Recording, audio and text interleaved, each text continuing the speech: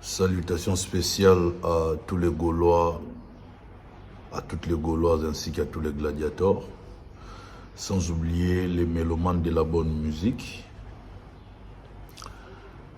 J'ai fait cette vidéo pour éclaircir l'opinion publique à propos de tout ce qui s'est passé autour de l'artiste et musicien Ferregola en Afrique du Sud. On a préféré dans le Lingala parce que le message est beaucoup plus adressé dans le lingalophone. Premièrement, dans la page Nabiso, bon, mingi ba page polémique. Moi, je ne mérite pas na bango ba page polémique. Parce que quelque part, ça la promotion, il y a des artistes Nabiso. Alors, le coup là, la page et ça la promotion, il y a des artistes Nabiso. Tout ce que je vais demander dans la page, c'est que vous avez des informations à source. Avant de publier et loco sur l'artiste, vous avez des informations à source. C'est-à-dire aujourd'hui, presque tous les artistes ont une page na bango. Ils ont place pour publier des informations na bango. Vous avez des informations na page officielle des artistes. Vous avez besoin d'informations à source. Et si vous allez développer des informations en carabino. Mais vraiment, c'est très important vous avoir des informations à source. Avant de na vif ya sujet, je préfère expliquer que quand j'ai fait mes vidéos, c'est pour parler, m'adresser aux fans de l'artiste et musicien Ferregola. Gaulois, Gauloises, gladiateurs. Pourquoi je le fais? Simplement parce que les lobes intox et comme trop autour de Ferregola. L'information à l'Ukuta et comme trop autour de Ferregola. À un moment donné, il faut que cela s'arrête. Tout comme solo na musique. C'est très important. Surtout autour de l'artiste et musicien Ferregola. Je vous avais demandé si vous en avez besoin. Il y a information vraie concernant Ferregola. Vous se dirigez dans la page officielle de Ferregola, surtout page Facebook de Ferregola le padre. Vous avez des informations vraies. Oyo etali artiste na bino, artiste na biso Ferregola. Bolinga te bokenda kozwa des informations ya Ferregola na ba page Oyo. Ezako sateller et nuire na artiste et musicien Ferregola éternir image na ye. Bino bozo ba information na bozo ngolo eza ya solo non. Information ya solo ya Ferregola et kobi makaka na page na ye. Pourquoi je dis ça? Je vous donne un exemple. Regardez la page officielle de lui-même, l'artiste Ferregola. Ce qu'il avait publié Tango Azui Mérite en Afrique du Sud. De la part, il y a directeur Sean Watson, directeur général à Sony Music. Botala Nini O Ferregola a publié qui? Botala yango Ferregola komi boé. J'ai reçu aujourd'hui en Afrique du Sud les mérites de l'album Dynasty Best Melody Album auprès de Sean Watson, directeur général de Sony Music. Wana eza oyo Ferregola a publié qui? Après, page mususu peza en influence à makasi, fan balanda ango batala ango, botala siko o bango ba publier. Eza page tout le monde a sérieuse, hein. Botala siko bango ba publier. Tu bandi na page La Mama. La Mama commis l'album Dynasty de Ferregola certifié par Sony Music. Je ne sais pas. Quand la maman dit l'album de Ferregola certifié par Sony Music, na ebita linga tinda ba fan ba croire ne lo nini. il faut qu'on réfléchisse un peu. Bafan, faut pas croire nini. Tant la maman a l'album Dynastie de Ferregola certifié par Sony Music. Et pourtant lui-même l'artiste n'a pas naillé à la qui clair. Soyons sérieux s'il vous plaît. Tokié na deuxième page. Deuxième page, et la page les news des stars congolaises. Les news a publié à lobby. Ferregola le padre est certifié disque d'or en Afrique du Sud avec son dernier album, Dynastie Volume 1 par Sony Music. Soyons sérieux s'il vous plaît. Est-ce que Bino Moni place Ferregola na page na lobby que je suis certifié disque d'or par Sony Music? Ou soit mon album Dynastie est certifié disque d'or par Sony Music? Pourquoi qu'on déformer information? Pourquoi qu'on désorienter ma fan? C'est fait à dessein. C'est exprès ça. Donc basali yango po batu bazuba. Ya lo bacheli batu pont po ba ya ofinga Ferregola, ba finga bureau ya Ferregola, ba lo ba kebota la Ferregola na entourage na ba maelete, bazoko sa batu ki bazui disque d'or. Et pourtant c'est clair biso tout lo ba nulle part qui est aux disque d'or. Il y a un moment abandonné na page ya yemoko artiste parce que la première personne où a publié information à Marambo et en Afrique du Sud, c'est lui-même l'artiste na page na Facebook Ferregola le padre. Et puis toyé na dernière page, bon ensuite on va pas jouer un peu voilà. Dernière page où tu sélectionné et ça bon Mbote. Mbote quant à elle à lobby, l'album Dynastie de Ferregola n'est pas certifié disque d'or en Afrique du Sud. Oui. Mbote a raison. Mais j'aurais bien voulu Mbote a préciser. Si vous avez dit que vous avez loko ya okomate, vous avez la copier-coller. Vous copier où l'artiste a publié na page naie, vous avez coller à mon publication na bino. Comme ça, au moins information et zala ndenge moko po na batu nyonso. Na place bo désorienter ba fan. Vous pensez vraiment que le roi disque d'or, sauf aux disque d'or, tu recommandé que aux disque d'or, tu masqué yango? Parce que na minito na moniso qui ba, bo ya le roi botandi pont na ba réseaux sociaux, pour batu ba fin artiste na bureau nae, qui baza bazoba, ba kosi batu, bazu na bango disque d'or té, et puis disque d'or certifié en Afrique du Sud, certifié par Sony Music depuis quand Sony Music a comment certifié ba disque d'or. Donc, ils ont mauvaise foi. Ce n'est pas gentil, ils ont mabé. Tant que le carrière, il y a Ferregola, ils ont combattu. Tant que le Ferregola, ils ont combattu. Et ils ont exemple le roi ba Oyo. Il y a un combat à Ferregola. Et quand les gens veulent comme museler netinga, qu'on pekisanga na loba, qu'on empêcher ngana s'exprimer sous prétexte qu'il y a un directeur à marketing na koya loba aboyete.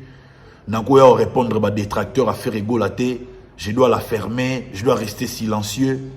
Non. Mokili, tout le monde a Mokili, Nzamba salango na liloba. Que la terre soit et la terre fut. Donc maloba na biso ya na puissance et na influence makasi. Yango na yaka na loba. Pona orienter ba fan ya Ferregola.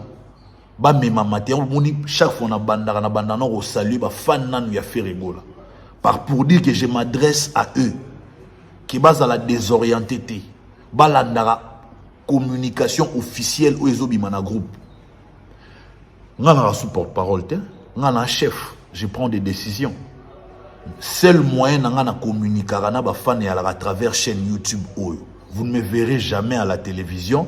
Na legi pona lobaki non, torobeta dimanche oyo awa, torosala boy awa na leki na karibu ndeba collègue nanga wazatozaka na bango niveau mo ba porte-parole ba tigala na musala wana. Moi je ne suis plus dans ça. Seule façon nanga na communiquer na ba fan et na chaîne YouTube oyo. Na ya communiquer na ba fan pour ba fan bazala toujours na esprit ya rolanda ba information vraie. Na ba page officielle et artiste na bango ba memama na ba biloba loba o eloba maraté taneti boy ba page union se bimi orge biso totika loba nulle part que tozui disque d'or mais bango ba lobel biso makambo selon bango C'est méchant ça. C'est méchant. Botala susu image ezobima. Boromona na zoomé makambu oyo Sony akomi na mérite wana o apesi Ferregola bakomi yango na anglais. Totanga yango na anglais et puis na traduire yango na français. Pour vous comprendre que place où on a nulle part même Sony Musique et moi comme en bois disque d'or. Ne vous comprendre le mérite au Ferregola zui et ça ya nini pepo na nini. Pardon. Lisons ensemble. En anglais bakomi Sony Music Entertainment Africa is proud to celebrate the success of Ferregola's best African melody album, Dynasty. Na bandeli. Sony Music Entertainment Africa is proud to celebrate the success of Ferregola's best African melody album, Dynasty. Na français lobinini. Na français moro simple, français pena normal. Sans qu'il y ait de gauche à droite, et lobinini. Sony Music Entertainment Afrique est fier de célébrer le succès du meilleur album des mélodies africaines de Ferregola, Dynasty. Sony Music Entertainment Afrique est fier de célébrer le succès du meilleur album des mélodies africaines de Ferregola, Dynasty. Ce qui veut dire Sony Music, Oezabongo, label, maison de production, y a album Dynasty à Ferregola. Bango Moro Baza content, na succès ya album wana ya Ferregola, parce qu'il va retrouver dans 4 albums wana, il y a une diversité de mélodies. Oh nanou batika la produire artiste moro a pesi ba mélodie belé bon dans 4 même album. Et les qui la bango. Dans ces mêmes albums nous avons Royaume Kunga. Et la sonorité moto messa en angote. O bango pe ba messa en angote. Tu as Sing Again. Tu as Tok Tok. Tu as Dozinique. Tu as Okapi, Marathon. Tu as Zemboa David Mangaya. Le titre m'échappe. C'est-à-dire bah sentir que non, artiste à s'éclater, artiste à se déchaîner, artiste à se à fumwami na ba style nyonso. Et lesquels bango que un artiste pétri de talent, bourré de talent. Bah tel peut que album na ba vente et un succès.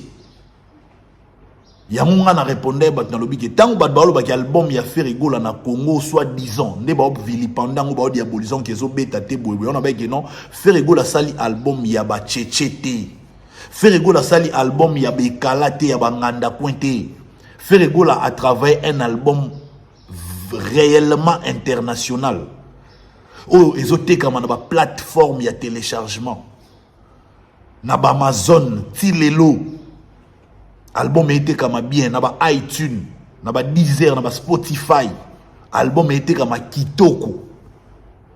En fait vous nous mettez un peu la pression comme si bolinga bo lobisa biso ba vérité mbala moro boyeba ti to bomba pena et puis non senga na ba gaulois na ba gauloise na ba gladiateur bolimbisanga artiste les padres ayi prêt à payer no ba chiffre ya ba vente parce que tant que vous spéculer sur les chiffres et la vente et c'est que ça chiffres et la vente tu vas avoir maison net chiffres et la vente et album na biso Dynasty tu vas en vrai et ça maison Sony Music a communiqué les chiffres et pas artiste parce qu'il faut artiste ayeba et c'est maintenant à l'artiste mtaoya communiquer bino sur na posa boyeba Ferregola zaki prêt à communiquer bino.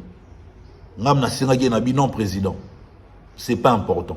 On a des détracteurs rebellés, on a des rebellés balingarote. Qui sait, peut-être baro ki obeta chita simakuna pour ba diaboliser. Pour ba yoga jalousie. Garde ça pour toi, gardons ça pour nous. Ba fan ba bango au moment opportun. Ya on a ebisa e batu ki batu baza calme. musique congolaise et écoute c'est l'euro no écoute saté. C'est en connaissance des causes. Biso tu as chiffre à vente.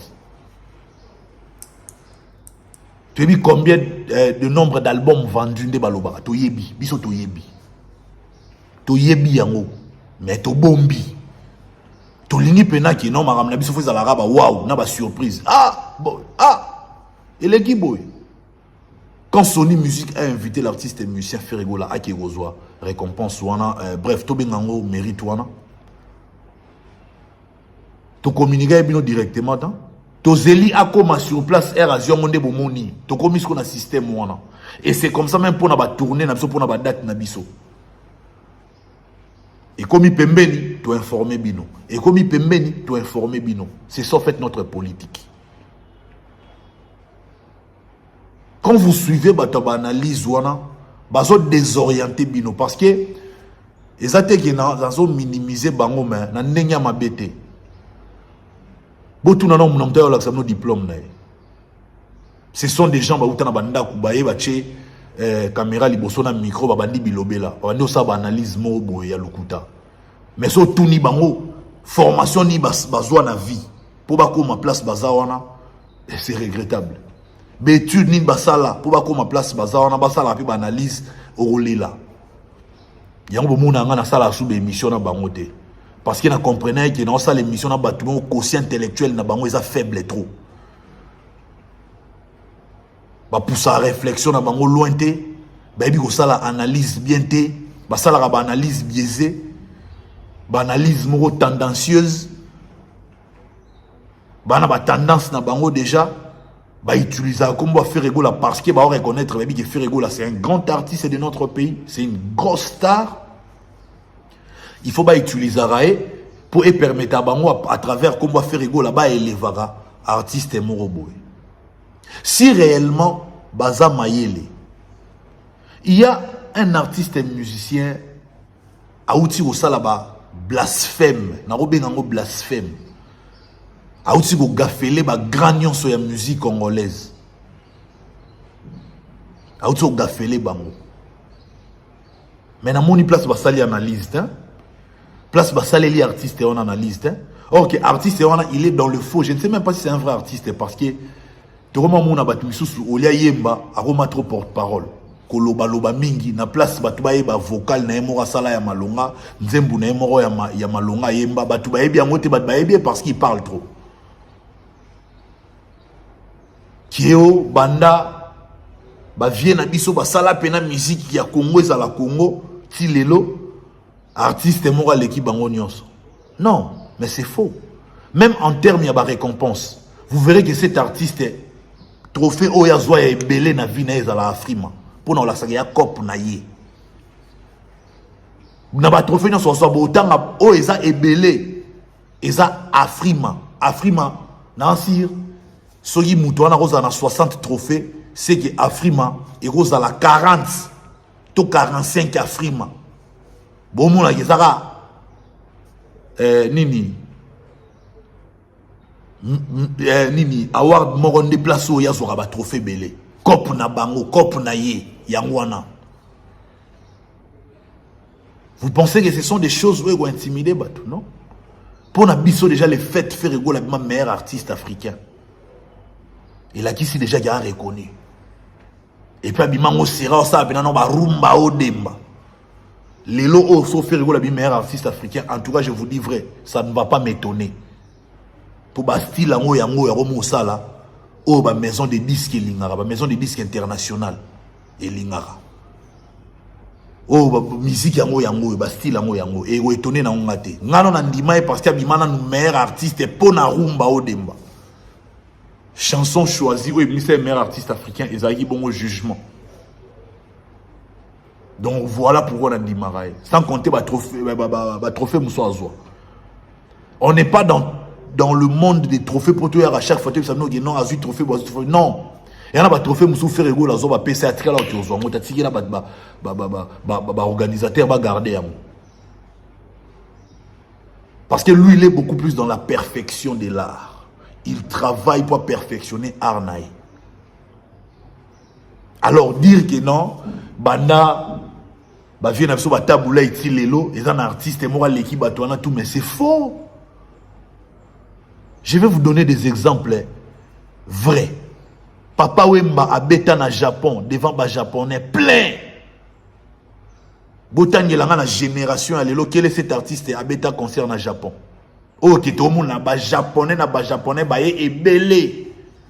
Yango wana ne ba benga artiste international. Paix à son âme.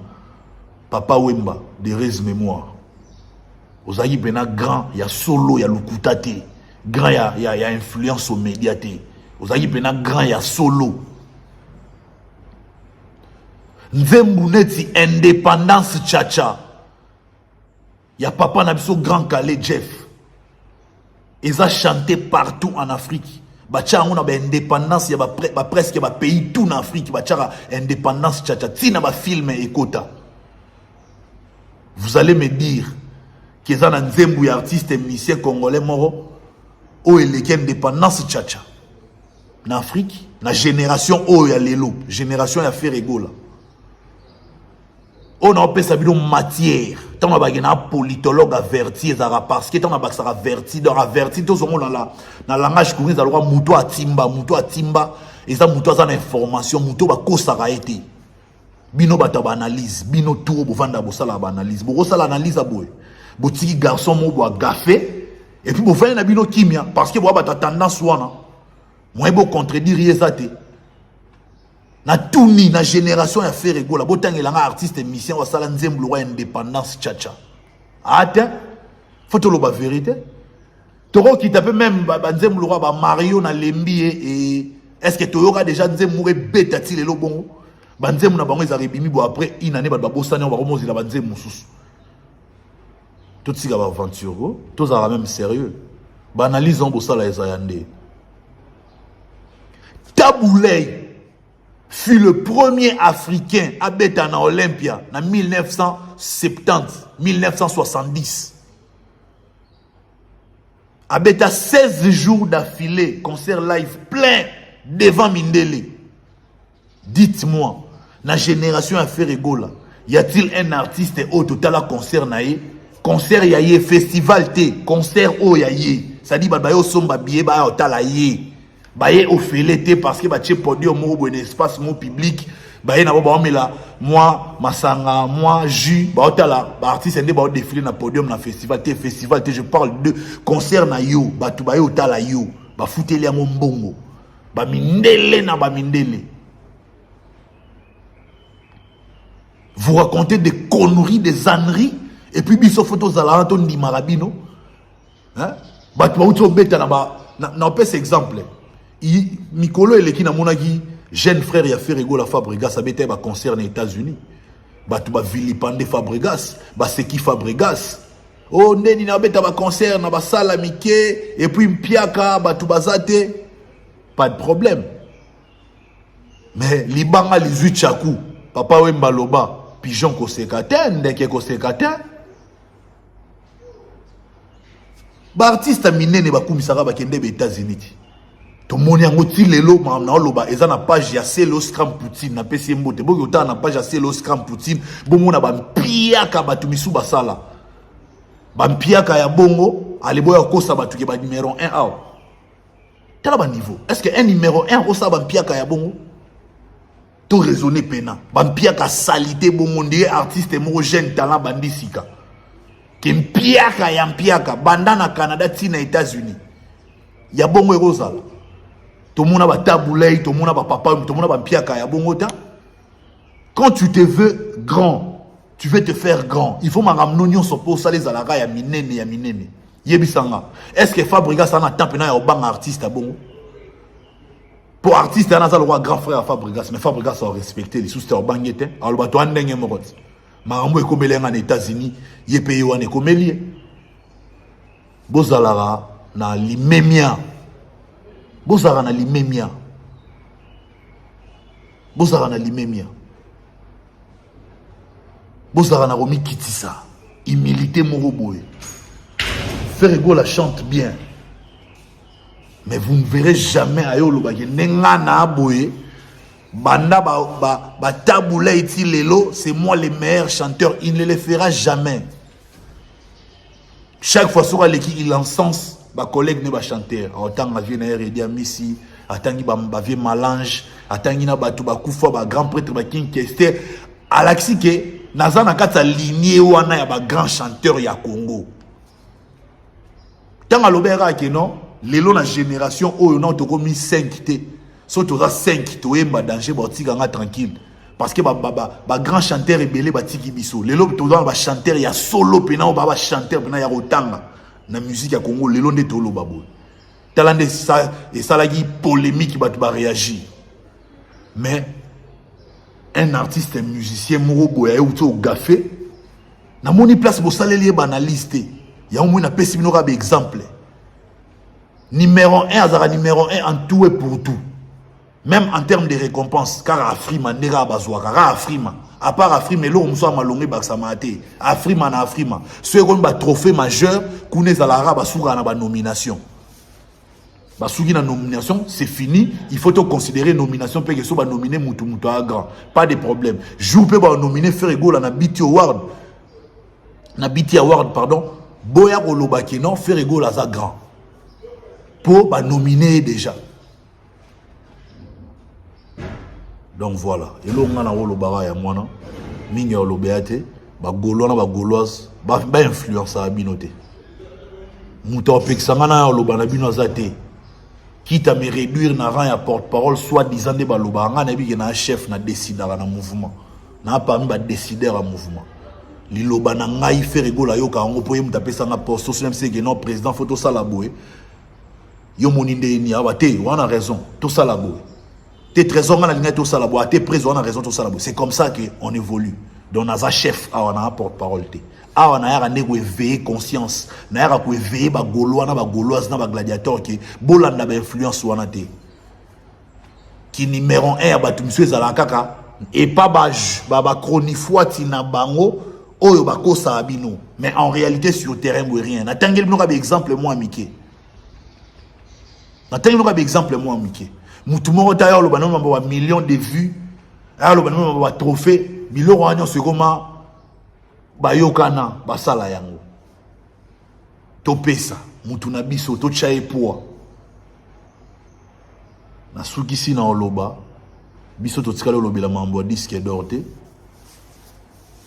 pe mikolo ya to lobela disque d'or te to lobela ma susu bato ba sutuke la disque d'or bato ba rêver disque d'or bo rêver biso to rêver en grand to na ma susu to ebida ba chiffre biso to ebida ba chiffre mais to lobate bo continuer au film bo vilipender artiste faites ce que vous faites et ça bien bo baxer la promotion bo baxer sur marketing et ça va bien merci beaucoup. On est ensemble.